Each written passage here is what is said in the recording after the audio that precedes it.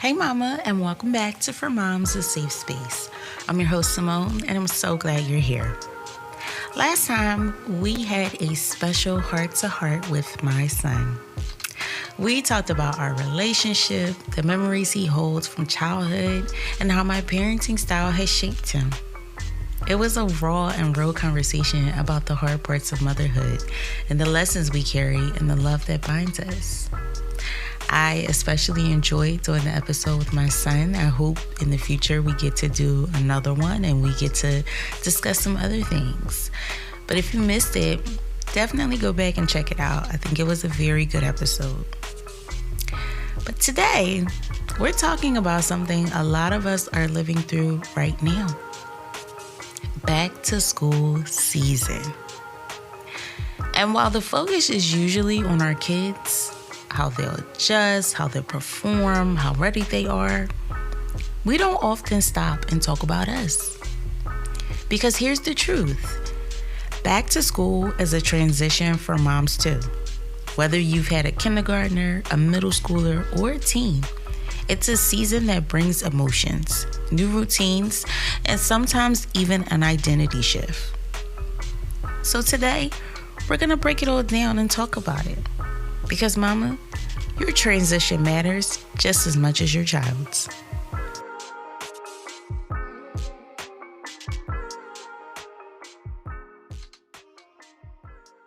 So let's talk about it. Let's talk about the emotional roller coaster that you're on when it's time for your kids to go back to school.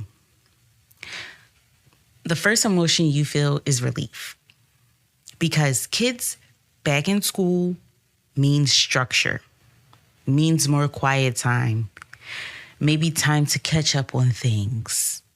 It means more food in your house and your grocery bill reduces because you're not going to the store as often as you were during the summer because they were eating every hour on the hour.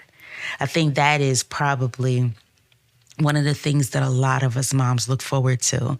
Thank God they won't be here to just keep eating all day long. They'll take maybe their breakfast, maybe they'll take something for lunch, and then they come home and you have to feed them dinner. So your grocery bill should be a little smaller since they're back in school. And then the sadness kicks in. Because of course you're missing them during the day. You're realizing that they're growing up. And sometimes those quiet moments feels a little too quiet. And you think about, okay, my child's going to kindergarten. They were just a baby. My child's going to elementary school. They were just a kindergartner. My child's going to middle school. They were just in the 5th grade. My child's going to high school. I remember dropping them off for kindergarten. So you feel sad because it's like, oh my goodness, like my kid is growing up. And there's nothing you could do to stop it. Time is just moving. It's just moving. And then anxiety kicks in. Because if they are transitioning into a new school, you question, okay, will they make friends? Will they do well academically? Will they be challenged enough? Will it be too challenging? And will they be okay without me there to guide them? So for my oldest son, I was late enrolling him in school because I was afraid. I was afraid to send him to school. I knew he was ready, but I was afraid. I wasn't ready. So he was dropped off probably 2 to 3 weeks into the school year. So of course he had to play catch up. So I was concerned. When he started school, he had a lisp because he sucked his thumb. And I was very nervous about that. And so I get him to the school and they decide the class that he's going to be in. And we walked to the class and he just sat right down, right with the kids and jumped right into the lesson. And I didn't know how to feel in that moment. I really didn't know how to feel in that moment because not only did he not hug me or look back, it was like, okay, he's not a baby anymore. He's my baby, but he's not a baby anymore. And he just sat right down like, yep, this is where I belong. This is where it's at. This is what I'm doing. And it was a bittersweet moment for me. My feelings were a little hurt because he didn't come to me and hug me. He literally just did what he did. And the walk back to the car, I was sad. But at the same time, I was like, you know what? Seeing how excited he was to just jump right in, he's going to be fine.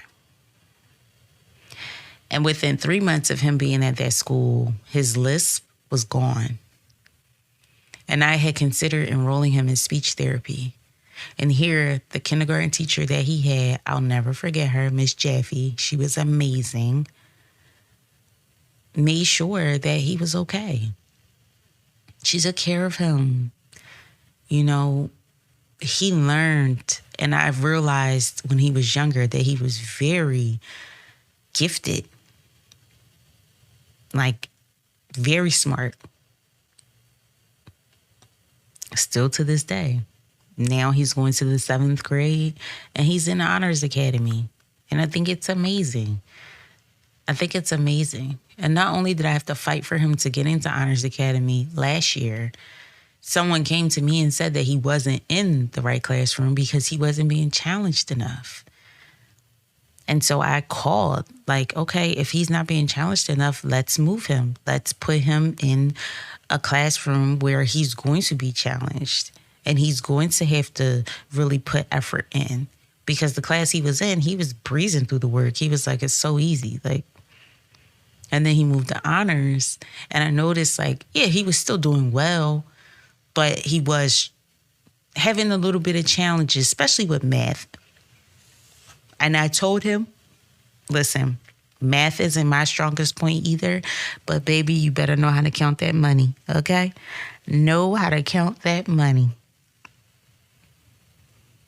But all those feelings, the joy, relief, sadness, guilt, it's possible for them to all exist at the same time. And none of them makes you a bad mom. So with back to school comes the routine reset. New schedules, earlier mornings, bedtime battles, homework routines. Now, I don't know about some of you other guys, but my son doesn't receive homework like how we did back in the day. Back in the day, we had a homework packet or we had some type of homework every day that needed to be turned in the very next day. He doesn't get things like that. The last time he had some type of homework packet was like 1st grade, if I'm not mistaken. I believe it was 1st grade. But in the summertime, you get used to, not getting up as early because, you still have to go to work, but maybe you don't have to make that extra stop at the school. So that saves you 15, 20 minutes in the morning. Now you got to switch your routine up. So for us, they switched his bus stop to a different area. And when I looked it up on the maps, it was a 35-minute walk, and that instantly set me off, right? And so I fought back and forth with the school district. I got a small win out of them. Not what I wanted, but I got a small win out of them. So that's fine. So now my mornings is going to look like I'm getting up at 5:30, getting his brother up, and then driving him to the bus stop and waiting until the bus comes and then coming back home. Those are my work from home days. And then the days I have to go into office, I'm going to have to do the same thing, except come back home, get dressed, and then go into the office. And I can tell you right now, I'm not looking forward to it. I can tell you right now that I'm probably going to be cranky. I'm not going to be the happiest camper. And I know my toddler's not going to be the happiest camper. Because last year, we didn't have to do this. Last year, the bus stop was where it was. He walked there. He was good. He got on. We had a good day. Now, as far as bedtime is concerned, the only person I struggle with bedtime is my little one. He like bedtime is the time to talk for him. He's in there yapping away. Yapping away. My oldest,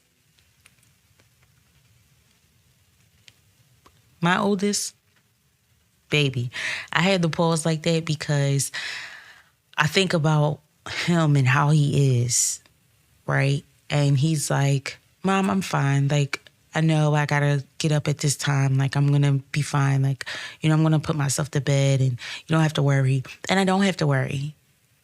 And again, I pause like that because it makes me a little bit emotional when it comes to my oldest son because of how mature he is and how he handles himself. And I think that is a reflection of me as his mother and how I am parenting him.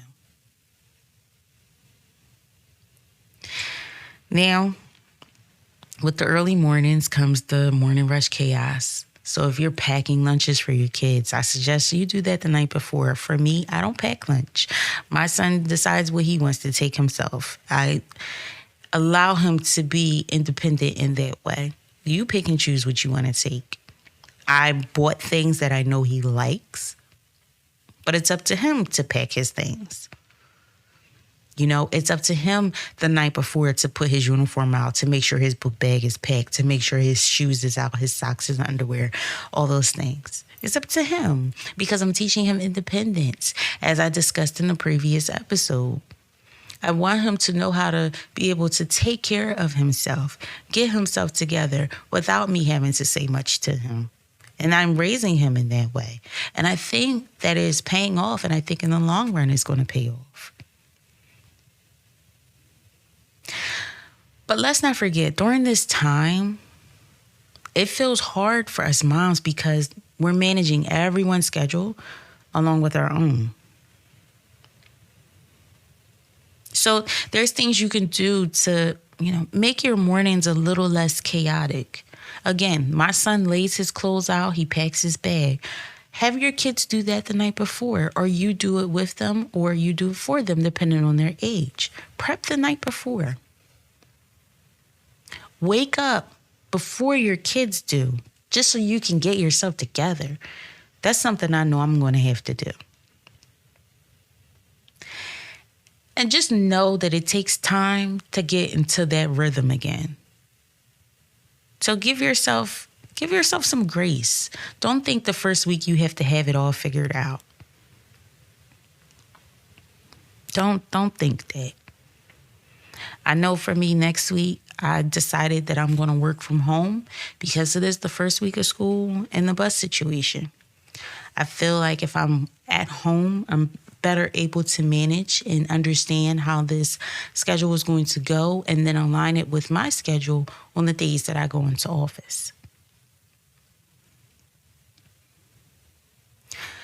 So let's talk about this transition. Let's talk about how your role shifts, right? So if you're a stay-at-home mom and it's time for your kids to go to school and you don't have any smaller kids, now you have to adjust to quiet. You have to adjust to the quiet.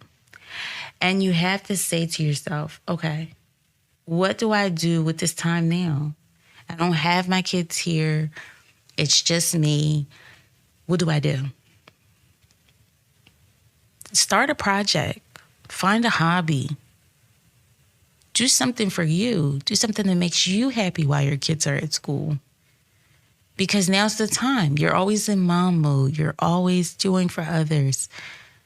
Utilize this time for yourself. For working moms, juggling career demands plus school events, sports, homework, it can feel like you're failing at both.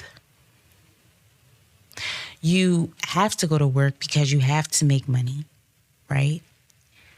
But then you have to show up for your kids as well. My son's open house is on the first day of school at 7:15 in the morning. Who thought that was a good idea? Who said, yeah, open house, first day of school is 7:15. Tell the parents to be there. Who thought that was a good idea? Just curious. Just want to know. And then your kids, if they're in sports, right? So you get off work, you get them from school, and now you got to take them to practice. When's dinner getting cooked? Now you find yourself in someone's drive-thru getting takeout because you don't have the energy to cook dinner and you still have to do homework, et cetera, et cetera. So of course it can feel like you're failing, but you're not. You're not. You're doing the best that you can. And then for single moms, carrying all the responsibility of making sure everything's ready while also holding on to your own emotions. So it's just you, your kid or kids. You have to get up and get them to school. You have to get yourself to work. You have to work your job and pray that the school doesn't call you because one of your kids is sick or has gotten into some trouble. You go the whole 8 hours like, please, God, don't let anyone call me. Please, please, please. And you make it through those 8 hours and then you go get your kids and then you go to the market because now you have to make dinner and then you go home and you make dinner. And then at dinner, your kid tells you that they have a project due in 2 days and they need all these supplies. Don't they do it every time? Don't they do it every time? So now that's on your mind. But guess what? You're still not failing. You're still doing a good job as a mom.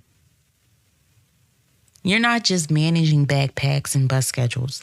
You're managing your own identity in this season too. So I have a small affirmation. I want you to take a deep breath and repeat after me.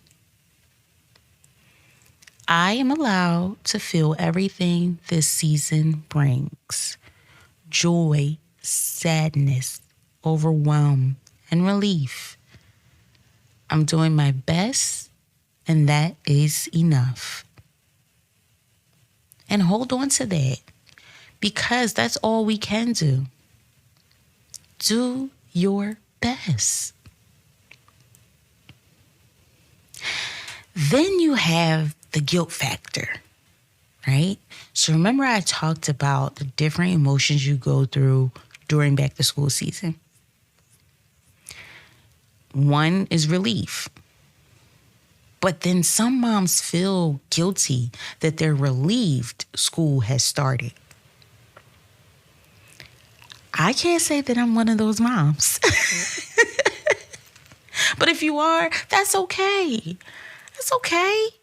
It's okay to want that break, to want that space.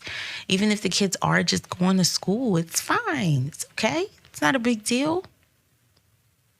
And then others feel guilty if they miss their kids too much. So I know that's going to be me when my little one goes to school. See, the difference between my little one and my oldest one is that with my oldest, when he was that age, I worked outside the home.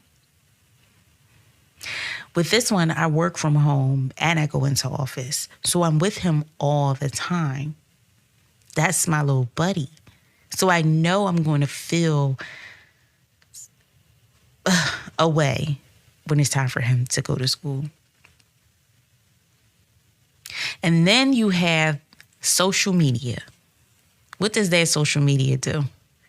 Adds pressure because they show you reels and pictures of perfect moms with the back to school photos and perfect bento lunch boxes and perfect organization. Yeah, it sounds good. It sounds good. It looks good on camera.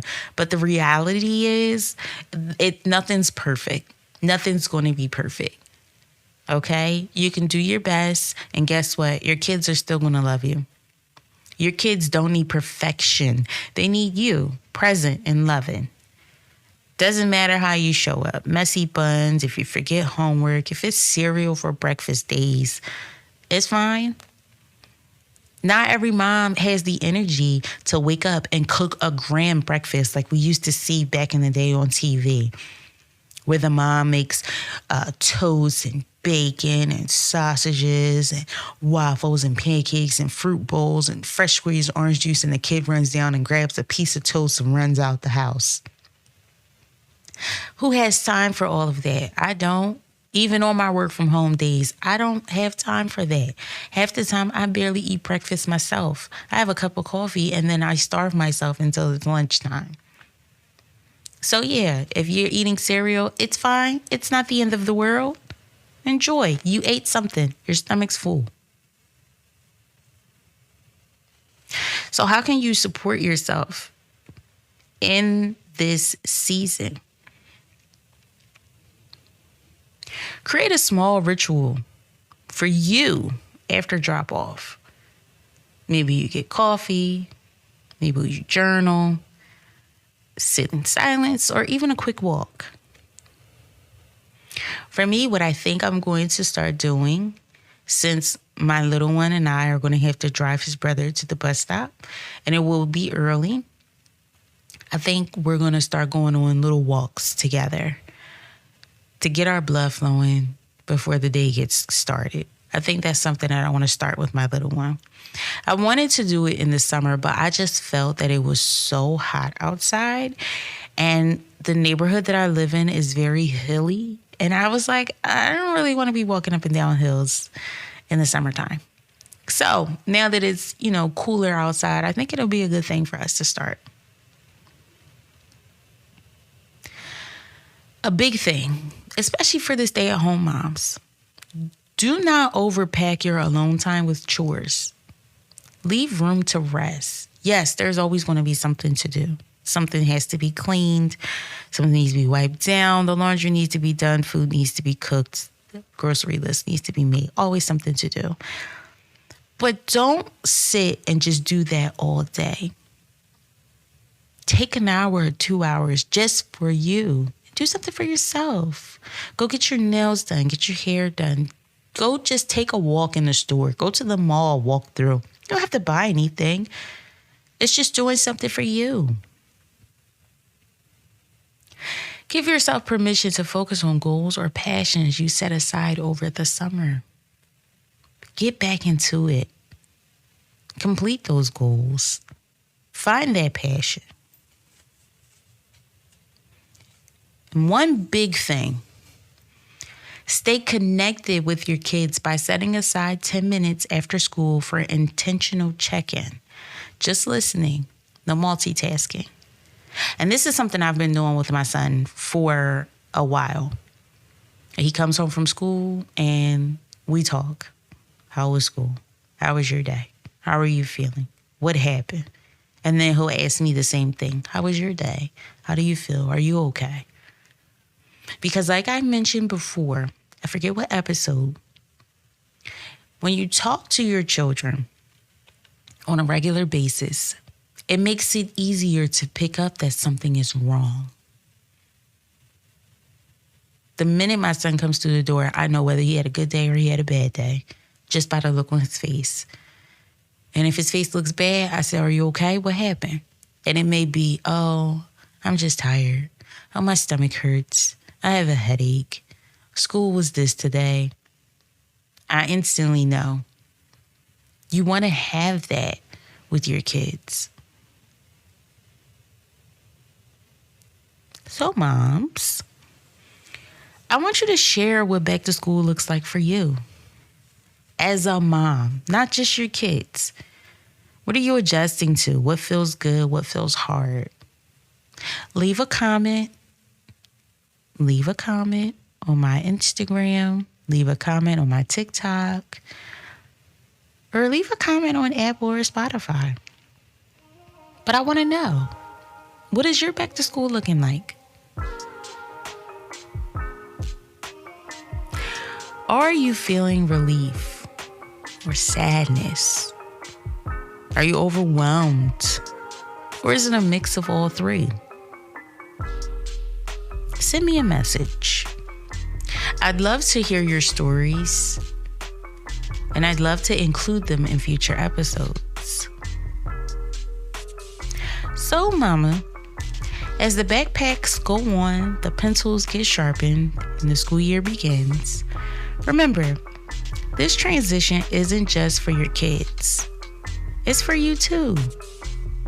So give yourself grace. Let go of the idea of perfection.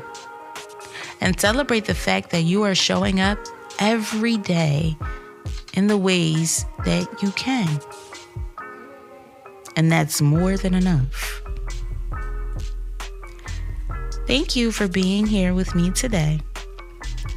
If this episode spoke to you, share it with another mama who might need the reminder that her feelings matter during this season too. And as always, take care of yourself because you matter.